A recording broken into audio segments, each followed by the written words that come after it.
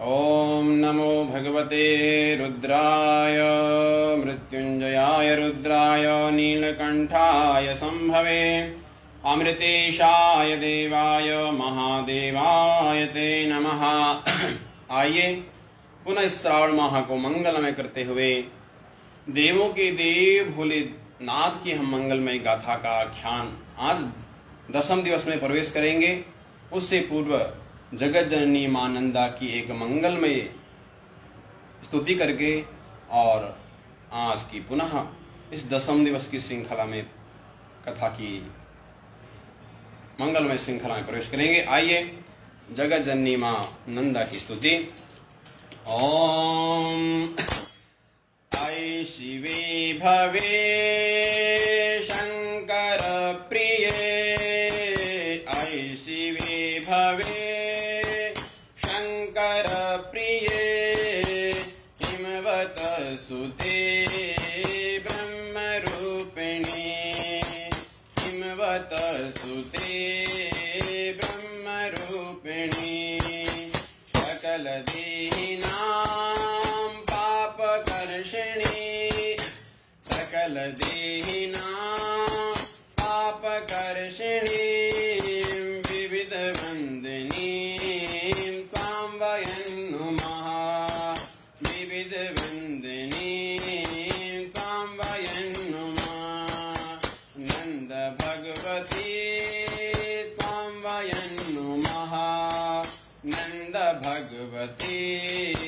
त्वां वयं नुमः, मय विहारिणी ज्ञानदायिनी, मय विहारिणी ज्ञानदायिनी, तिमिरनाशिनी मुक्तिदायिनी, तिमिरनाशिनी मुक्तिदायिनी, तपन जीविनां तापहारिणी, तपन जीविनां तापहारिणी, नंद भगवती त्वां वयं नुमः, नंद भगवती त्वां वयं नुमः, हिमशिलालये संस्थिता वयं, हिमशिलालये संस्थिता वयं, हिमगिरौ सुतां सिंहवाहिनी, हिमगिरौ सुतां सिंहवाहिनी, विविध भूषणां लंकृता समा, विविध भूषणां लंकृता समा, नंद भगवती त्वां वयं नुमः, नंद भगवती त्वां वयं नुमः,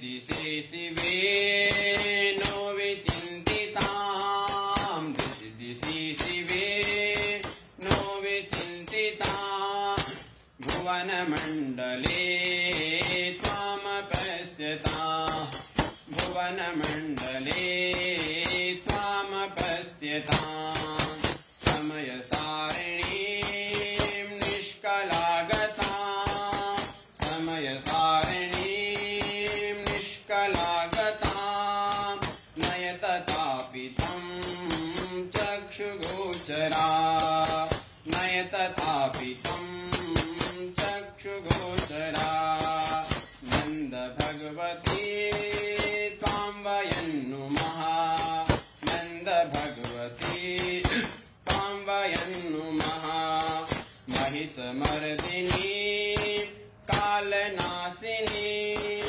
महिषमर्दिनी कालनाशिनी, नंदनंदिनी कैलासवासिनी, नंदनंदिनी कैलासवासिनी, जन जनेकनंदासु संस्तुते, जन जनेकनंदासु संस्तुते, त्वं वयं शिवे सर्वदा मुना, त्वं वयं शिवे सर्वदा नुमा, नंद भगवती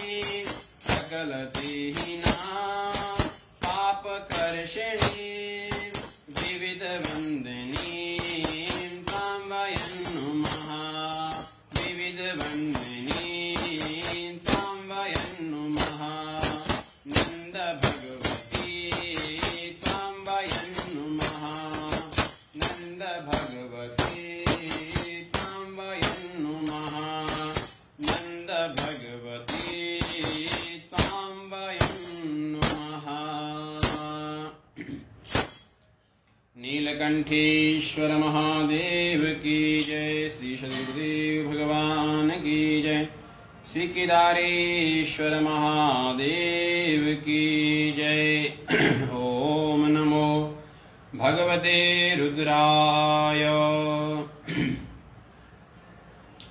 गंगातरंगरमणीयजटाकलापम् गौरी निरंतर विभूषित वामभागम् नारायणं प्रियमनङ्गमदापहारम् वाराणसीं पुरपतिं भज विश्वनाथं वाराणसीं पुरपतिं भज विश्वनाथम्।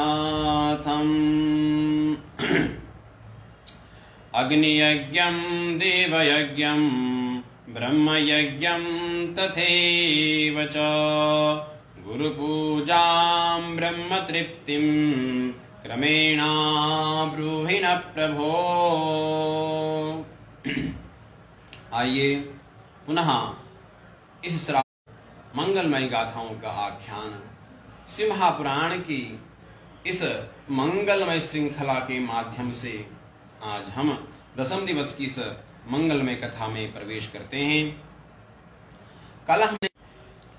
कल हमने श्रवण किया था कि किस प्रकार से अग्नि यज्ञ, देव यज्ञ, ब्रह्म यज्ञ, गुरु पूजा किस प्रकार से करनी चाहिए, इसका कल हमने आख्यान श्रवण किया था। आज इसी श्रृंखला में आगे बढ़ते हुए पुनः सौनकादि ऋषियों ने श्री सूत जी महाराज को वंदन किया, उनका वंदन, अभिवादन, पूजन किया। उसके पश्चात सौनकादि ऋषि ने पूछा, गुरुदेव आज हमारे मन में पुनः एक प्रश्न है, हम आपसे वह प्रश्न जानना चाहते हैं कि देवताओं की पूजा करने से कौन कौन से लाभ होते हैं और कौन से स्थान पे पूजा करने से अधिक फल की प्राप्ति होती है, कृपया करके आप हमें बतलाइए। सौनको वाचः देशादीन् क्रमशो ब्रूहि सूत सर्वार्थवित्तमं शुक्रं गृहं समफलं देवयज्ञादिकर्मसु देशादीन् क्रमशो ब्रूहि सूत सर्वार्थवित्तमं शुक्रं गृहं सफलं देवयज्ञादिकर्मसु। देव पूजा, देव यजन, जप करने से, यज्ञ करने से कौन से स्थान में कितना अधिक फल मिलता है, कौन से स्थान में कितने फल की प्राप्ति होती है, कृपया करके आप हमें बतलाइए। देशान क्रमशो ब्रूहि, क्रम से आप हमें बतलाइए कि कौन से स्थान में वह पुण्य फल बढ़ता रहता है जहां पर हम अनुष्ठान करते हैं, माला जप करते हैं, भगवान का पूजन करते हैं, उनका बिल्वार्चन करते हैं, तुलसी अर्चन करते हैं इत्यादि। ऐसे कौन कौन से स्थान हैं जिन स्थानों पे जप करने से, पूजन करने से, तप करने से, भगवान की अर्चना करने से, सत्संग करने से, भागवत की कथा करने से, इस महापुराण की कथा करने से कौन कौन स्थानों पर पुण्य, अधिक पुण्य फल की प्राप्ति होती है, कृपया करके आप हमें बतलाइए। तो भगवान श्री सूत जी महाराज कहते हैं, ऋषियों ततो 10 गुण गोष्ठम जलधिज्ञं तथो 10 ततो 10 गुणम बिल्वा तुलस्या अश्वत्थामृतम। सूत जी महाराज कहते हैं ऋषियों, अपने घर में जो हम यज्ञ करते हैं, पूजन करते हैं, माला जप करते हैं, भगवान की किसी भी प्रकार की हम सेवा करते हैं, वही सेवा अगर हम गौशाला में करते हैं तो गौशाला में करने से हमें उसका 10 गुना फल प्राप्त होता है। अगर हम घर में एक माला करते हैं तो गौशाला में करने से, वही माला गौशाला में करने से उस माला का 10 गुना फल मिलता है। एक माला घर में करने से वही माला अगर गौशाला में की जाए तो उसका 10 गुना फल मिलता है। आगे कहते हैं जलधि, समुद्र जलधि यानी कि नदी के किनारे, सरोवर के किनारे किया जाए वह जप, वह गौशाला से भी 10 गुना और अधिक फायदा यानी कि अधिक फल की प्राप्ति होती है। इसके पश्चात ततो 10 गुणम, उससे भी 10 गुना और फल की प्राप्ति होती है तुलसी के समक्ष में बैठ करके। तुलसी का पौधा है, तुलसी के पौधे की बगल पे बैठ करके माला जप किया जाए, अनुष्ठान किया जाए, पूजन किया जाए तो उसका और भी 10 गुना फल मिलता है। भगवान भोलेनाथ का जप करना है, भगवान भोलेनाथ की पूजा करनी है तो बिल्व वृक्ष के नीचे बैठ करके अगर मंत्र का जाप किया जाए, पंचाक्षरी मंत्र का जाप किया जाए अथवा किसी भी मंत्र का जाप किया जाए तो वहां पे और भी 10 गुना वह फल प्राप्त होता है। भगवान भोलेनाथ की पूजा बिल्व वृक्ष के नीचे की जाए तो और अत्यधिक फलदायी होती है। औदुंबर वृक्ष के नीचे बैठ करके भगवान भोलेनाथ की पूजा की जाए अथवा किसी भी देवता की पूजा की जाए तो वहां भी और अधिक 10 गुना फल मिलता है। तुलसी के, बिल्व पत्र के, औदुंबर के, पीपल की वृक्ष के, इन सभी वृक्षों के नीचे बैठने से और अत्यधिक फल की प्राप्ति होती है। आगे सूत जी महाराज कहते हैं 7 पुरियों में अयोध्या, मथुरा, माया, काशी, कांची, अवंतिका, पुरी, द्वारावती चेवा सप्तेता मोक्षदायका। इन 7 पुरियों में अनुष्ठान करने से, जप करने से और भी अधिक 10 गुना फायदा होता है। इसलिए तीर्थों में स्नान, तीर्थों में जप, तीर्थों में पूजन ये अत्यधिक महत्वपूर्ण है। तीर्थों में जाकर के स्नान करके माला जप, भगवान का पूजन और अर्चन किया जाए ये तो और भी अत्यधिक शोभा वाली बातें हो जाती है। इसलिए नित्य निरंतर तीर्थों का सेवन करते रहना चाहिए, तीर्थों का भ्रमण करते रहना चाहिए। परंतु तीर्थों का भ्रमण किया जाए तो किस दृष्टि से? फोटो खींचने से नहीं, रील बनाने के लिए नहीं, केवल और केवल उस प्राप्ति परम तत्व परमात्मा की प्राप्ति के लिए, अपनी भक्ति को और बढ़ाने के लिए तीर्थों की यात्रा। तीर्थों में क्या गया? जप, तप, अनुष्ठान, यह अत्यधिक महत्वपूर्ण है और अत्यधिक फलदायी भी है। तीर्थों के बाद देवस्थानों में किया जाए, मंदिर में किया जाए अनुष्ठान, मंदिर में किया जाए पूजन, मंदिर में किया जाए जप, यह 10 गुना और फल की प्राप्ति कराता है। और उसके पश्चात भगवान भोलेनाथ के देवस्थानों में अथवा भोलेनाथ के पिंडी के समक्ष में बैठ करके, केदारेश्वर में बैठ करके, ओंकारेश्वर में बैठ करके, समस्त देवस्थानों में बैठ करके और भगवान भोलेनाथ के समक्ष में बैठ करके अगर जप किया जाए, अनुष्ठान किया जाए, ये और भी 10 गुना फल प्रदान करता है। और हमारे संत श्री ज्ञानेश्वर महाराज कहते हैं इन सबसे अधिक अगर अपने सदगुरुदेव भगवान के सानिध्य में बैठ करके अनुष्ठान किया जाए, सदगुरु के समक्ष में बैठ करके अनुष्ठान किया जाए, मंत्र का जाप किया जाए, तो वह अनुष्ठान, वह माला, वह जप 1000 गुना अत्यधिक फल की प्राप्ति कराता है। इसलिए सतगुरुदेव के समक्ष में बैठ करके, सतगुरुदेव के सानिध्य में बैठ करके अनुष्ठान किया जाए, तो ये अत्यधिक महत्वपूर्ण है। इसलिए अपने सतगुरुदेव के समक्ष में बैठ करके भी अनुष्ठान इत्यादि की जाए, तो इसकी बड़ी महिमा है। आगे शौनकादियों ने कहा, गुरुदेव अब हम जानना चाहते हैं कि भाई दान देना है तो किसको देना है, कौन सा दान देना है, उससे क्या फल प्राप्त होता है। तो सूत जी ने कहा, देखिए दान भी उसी व्यक्ति को देना है जो हमारे दान का सदुपयोग करे। ऐसे व्यक्ति को दान नहीं देना कि जो हमारे दान का दुरुपयोग करे। ऐसे व्यक्ति को दान दिया जाए जिससे हमें लगे कि भाई हमारे दान का सदुपयोग हुआ है। किसी साधु संत को दान दिया तो अच्छी बात है, परंतु उन्हीं साधुओं की वेश में आए हुए पाखंडियों को अगर दान दिया जाए तो उसका दुरुपयोग करते हैं। अगर हमने किसी को दान दिया और उसने जाकर के शाम को, किसी को हमने 1000 रुपए दिए, 500 रुपए दिए, और उसने जाकर के शाम को ठेके पे गया और वहां से मदिरा का पान किया और घर में जाकर के लड़ाई झगड़ा शुरू। अगर इस प्रकार वह व्यक्ति करेगा जिसे हमने दान दिया, तो फिर हमारे दान का कोई फल नहीं, उसका पाप भी हमें लगेगा कि आपने अपात्र को दान क्यों दिया। इसलिए दान भी पात्रता को दिया जाए।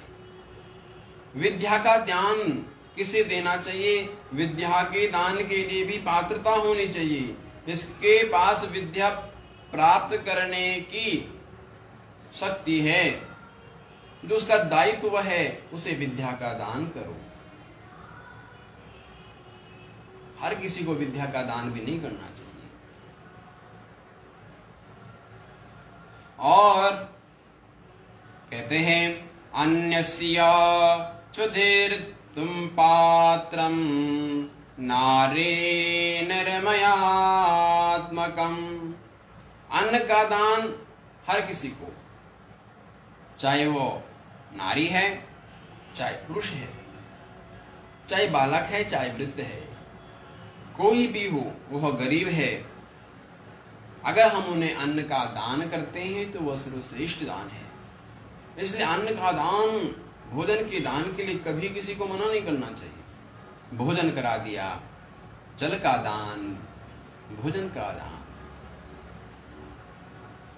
वह चाहे सड़क पे चलता हुआ एक गरीब व्यक्ति है या भिक्षा पाकर के अपना जीवन अपनाता है, उन व्यक्तियों को अन्न का दान कर देना चाहिए।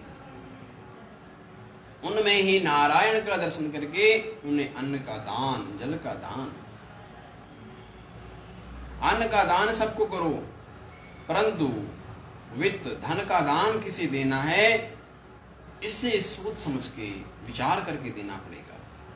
क्योंकि हमारे धन का सदुपयोग हो, इसलिए वह धन ऐसे पात्र को दिया जाए जो उसका सदुपयोग करे। कुपात्र को धन का दान कभी नहीं करना चाहिए। इसलिए कुपात्रता को धन का दान नहीं, कुपात्र को विद्या का दान नहीं।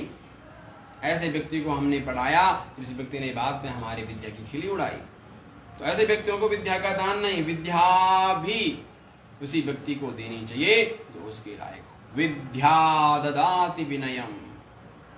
क्यों? विद्या का दान करने के बाद उसके अंदर विनयता आनी चाहिए, और विनयता नहीं आएगी तो फिर वो विद्या दान देने से भी, विद्या प्राप्त करने से भी कोई फायदा नहीं। इसलिए विद्या ददाति विनयम, विनयम ददाति पात्रताम। विद्या भी उसी व्यक्ति को देनी चाहिए जो उसकी पात्रता हो, जिसके अंदर पात्रता हो। इसी प्रकार से दान का बड़ा महत्व है।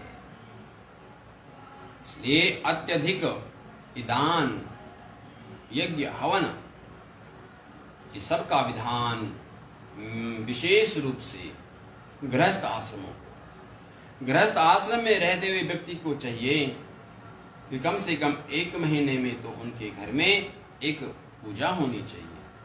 ज्यादा बड़ी पूजा ना हो, छोटी सी पूजा हो, सत्यनारायण की पूजा हो अथवा कोई छोटी सी पूजा हो, परंतु 1 महीने में कम से कम एक पूजन तो गृहस्थ आश्रम में रहते हुए व्यक्ति को करना ही चाहिए।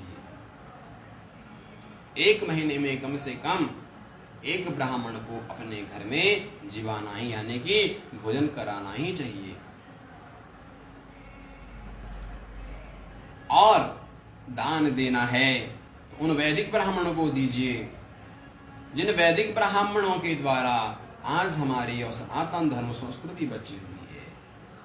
गुरुकुलों में जाकर के उन वेद पाठी ब्राह्मणों को दान दिया जाए। उन वेद पाठी ब्राह्मणों की सेवा किस प्रकार से हो, उनको किस चीज की आवश्यकता है, पुस्तकों की आवश्यकता है तो उनको पुस्तक ला करके दी जाए, वस्त्रों की आवश्यकता है तो उनको वस्त्र दिए जाए। इस प्रकार से वेद पाठी ब्राह्मणों को दिया हुआ दान 100 गुना अत्यधिक फल प्राप्त होता है। इसलिए वेद पाठियों की सेवा, वेद विप्रों की सेवा, क्योंकि वेदों की सेवा तो वेद पाठियों की सेवा। वेद बचेंगे तो देश बचेगा। हमारे देश में अगर हमारे पूज्य गुरुदेव कहते हैं, अगर भारत में इंजीनियर कम हो जाए तो हम विदेश से इंजीनियर बुला सकते हैं, डॉक्टर कम हो जाए तो विदेश से डॉक्टर आ सकते हैं, परंतु वेद पाठी अगर भारत में कम हो जाएंगे तो फिर वेद पाठी कहां से आएंगे? वेद पाठी तो केवल भारत में ही है ना। इसलिए वेदों की रक्षा करनी है तो वेद पाठी विप्रों का ध्यान दीजिए और वेद पाठी विप्रों के ऊपर आप जितना हो सके उनकी सेवा में अपना जीवन लगाइए, क्योंकि वेद बचेगा तभी देश बचेगा। इसलिए वेद पाठियों की सेवा, वेद विप्रों की सेवा, उन वटकों की सेवा जो अपने बचपन से लेकर के अपना पूरा बचपना केवल और केवल वेद का अध्ययन करने में और अपने सनातन संस्कृति को बचाने में लगा देते हैं। इसलिए ऐसे वेद पाठी विप्रों का पूजन, उनको दिया हुआ दान यह अत्यधिक महत्वपूर्ण होता है। इसलिए कहते हैं वेद पाठियों को दिया हुआ दान एक महत्वपूर्ण है और उनकी सेवा की जाए वो अत्यधिक महत्वपूर्ण है। इसलिए वेद पाठियों की सेवा अपने जीवन में करना ही करना। क्यों? क्योंकि वेद पाठियों को दिया हुआ दान हमारा धन्य हो जाता है। किस प्रकार से धन्य होता है? गोस्वामी तुलसीदास जी कहते हैं, सो धन धन्य प्रथम गति जाकी, धन्य पुण्यरत मति सोहि पाकी। जो दान उन वेद पाठी विप्रों को दिया जाए, वेद पाठी बटकों को दिया जाए, वह दान हमारा धन्य हो जाता है। सो धन धन्य और प्रथम गति को प्राप्त कराता है। इसलिए वेद पाठी विप्रों की सेवा। इसके पश्चात कहते हैं ऋषियों, अनेकों तीर्थों में दान प्रदान करने से भी यह पुण्य फल की प्राप्ति होती है।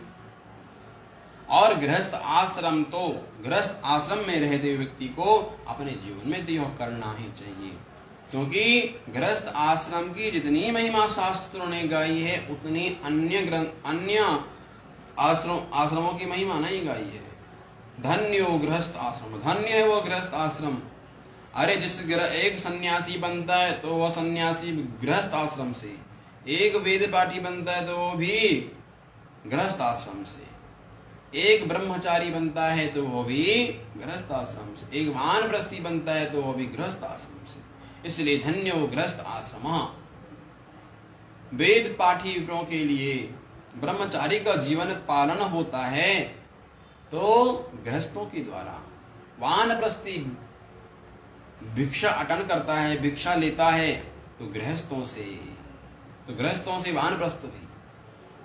सन्यासी अगर भिक्षा लेता है तो गृहस्थों से, उन्हीं गृहस्थों के द्वारा ब्रह्मचारी, वानप्रस्थी और सन्यासी, इन तीनों का कल्याण, इन तीनों का भरण पोषण करते हैं। इसलिए धन्य है वह गृहस्थ आश्रम, धन्यो गृहस्थ आश्रम। और इस गृहस्थ आश्रम में रहते हुए भी विधि विधान से 1 महीने में कम से कम एक बार अपने घर में पूजन किया जाए, यजन किया जाए, एक छोटा सा हवन किया जाए, एक वेद पाठी ब्राह्मण को अपने घर में कम से कम 1 महीने में जीवन उनका भोजन किया जाए, तो यह सर्वश्रेष्ठ है।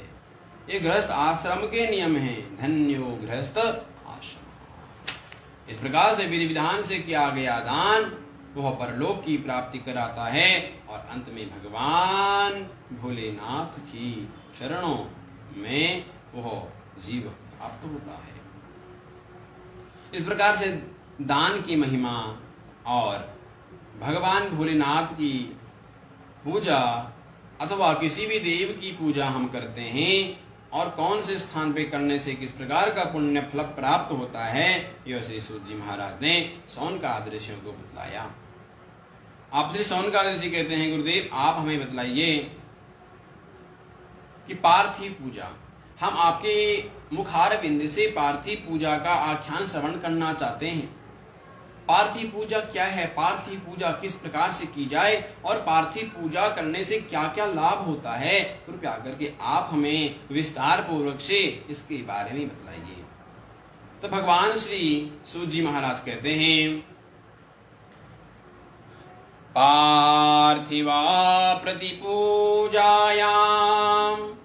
पूजा विधानम ब्रूहि सत्तमा, येन पूजा विधानेन सर्वाभीष्टमवाप्यते। पार्थिव पूजन करने से, पार्थिव प्रतिपूजायाम, पार्थिव पूजा का विधान क्या है, पार्थिव पूजा किस प्रकार से की जाती है और कहां पर पार्थिव पूजन करना चाहिए और कौन से स्थान में पार्थिव पूजन करने से अत्यधिक फल की प्राप्ति होती है, कौन से स्थान की मिट्टी ला करके पार्थिव शिवलिंग बना दिया जाए, किस प्रकार से पार्थिव पूजन होना चाहिए, गुरुदेव आप हमें बड़े विस्तार से बतलाइए। तब भगवान श्री सूत जी महाराज कहते हैं, ऋषियों सुनिए, नदी तीरे तडागे च पर्वते काननोऽपि च शिवालयेषु चोदेशे पार्थिवा च विधीयते। सूजी महाराज कहते हैं, पार्थिव पूजन करने के लिए पहले व्यक्ति को अपनी दिनचर्या सुधारनी पड़ेगी। प्रातः काल जल्दी उठ करके अपने नित्य कर्मों से निवृत्त होकर के संध्या वंदन किया जाए। संध्या वंदन के बाद अपना नित्य जो होम है वो होम करके तब समुद्र की नदी, समुद्र में जो मिट्टी है या नदी तीरे, समुद्र का बालू मिले तो ठीक है, नदी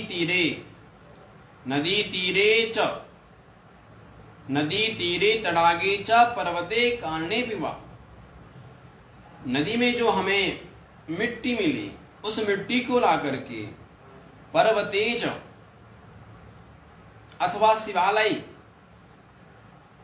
किसी तालाब की मिट्टी ला करके, नदी की मिट्टी ला करके, शिवालय की मिट्टी ला करके उसको घर में लाया जाए, उसको छान करके उसके पश्चात उसको दूध डाल करके, दूध के द्वारा उसका मिश्रण किया जाए और जब शिव पार्थिव बनाए जाए उस समय केवल और केवल जो पार्थिव शिवलिंग बनाएगा उसके मन में काम, क्रोध, मोह किसी प्रकार का विकार नहीं होना चाहिए। उस समय केवल और केवल भगवान भोलेनाथ का स्मरण और मुखारविंद से केवल और केवल भगवान भोलेनाथ का नाम उच्चारण, भगवान भोलेनाथ के पंचाक्षरी मंत्र का जाप होना चाहिए। और दूध के द्वारा उस मिट्टी को मिश्रण किया जाए, उसमें सुगंधित द्रव्य डाल दिए जाए और धीरे धीरे वह पार्थिव शिवलिंग बना लिया जाए। उस पार्थिव शिवलिंग को बना करके अगर आप घर में पूजा करेंगे अत्यधिक महत्वपूर्ण, अगर शिवालय में करते हैं तो और भी अत्यधिक महत्वपूर्ण। और कहते हैं कि पर्वते, अगर पर्वत पर यह पूजा की जाए तो वो भी महत्वपूर्ण है। हिमालय, देखिए तीर्थों में पूजा की जाए तो ठीक है, परंतु हिमालय में पूजा की जाए वो भी एक अत्यधिक महत्वपूर्ण है, क्योंकि हिमालय कोई तीर्थ नहीं है, हिमालय में कोई तीर्थ नहीं, हिमालय स्वयं ही तीर्थ है। इसलिए हिमालय में भी अगर शिवलिंग की पूजा, पार्थिव शिवलिंग पूजन किया जाए तो वह भी अत्यधिक महत्वपूर्ण फलदान प्रदान करने वाला होता है। इसलिए शिवलिंग का धीरे धीरे से पार्थिव शिवलिंग बना दिया जाए और उसके बाद वेद पाठ विप्रों के द्वारा सुंदर सी वेदी का निर्माण हो, पंचांग पूजन, महागणपति पूजन, वरुण देव का पूजन और उसके पश्चात बड़ी सुंदरता से भगवान भोलेनाथ को प्रसन्न करने के लिए भगवान भोलेनाथ का षोडशोपचार पूजन किया जाए। षोडशोपचार पूजन के पश्चात भगवान भोलेनाथ का मंगलमय दुग्ध धारा के द्वारा रुद्राभिषेक किया जाए। रुद्राभिषेक करते हुए यजमान के मन में किसी प्रकार के कोई विकार नहीं होने चाहिए। शुद्ध चित्त होकर के केवल और केवल भगवान भोलेनाथ की पूजा। यजमान के मस्तक पर त्रिकुंड हो, गले में रुद्राक्ष की माला हो, देवो भूत्वा देवम मेरे, देवता की पूजा करने के लिए स्वयं को देवता बनना पड़ेगा। और जब विधि विधान के द्वारा भगवान भोलेनाथ के पार्थिव शिवलिंग का पूजन किया जाए, यह अनुष्ठान कम से कम 3 दिनों का होता है, जिसे हमारी भाषा में शिवार्चन भी कहते हैं। और शिवार्चन के माध्यम से यह त्रिदिवसीय अनुष्ठान मंगलमय भगवान वेद मंत्रों के द्वारा, वेदों की श्रुतियों के द्वारा यह अभिषेक किया जाए। जब मंगलमय श्रुतियों के द्वारा भगवान भोलेनाथ का अभिषेक होगा तो आसपास का जितना भी वातावरण है वो पवित्र हो जाएगा।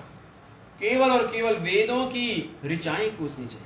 जब वेदों की श्रुतियां सुनाई पड़ेगी तो आसपास का वातावरण शुद्ध हो ही जाएगा।